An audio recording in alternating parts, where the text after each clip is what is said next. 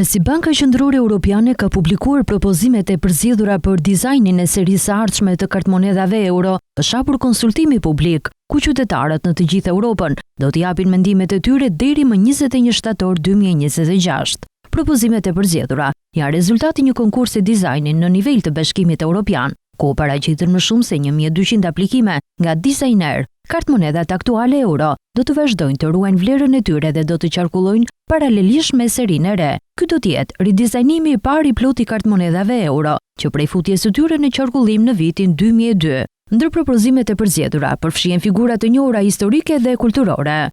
Një tjetër seri propozimesh fokusohet te natyra. Përmes këtij ndryshimi, Banka Qendrore Europiane synon gjithashtu të rrisë qëndrueshmërinë e kartmonedhave dhe të ulë ndikimin e tyre në mjedis.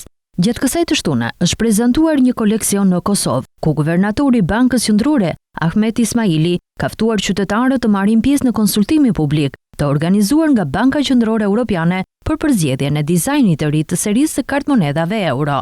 Ai theksoi se kjo nismë ka rëndësi të veçantë edhe për Kosovën, pasi euro është valuta zyrtare e vendit. Pjesëmarrja në konsultimin publik nuk është vetëm një mundësi për të shprehur preferencën për dizajnin e ri të kartmonedhave euro, por edhe për të forcuar njohuritë për edukimin financiar. Qytetarët që dëshirojnë të marrin pjesë në konsultimin publik mund ta bëjnë këtë përmes një linku të publikuar.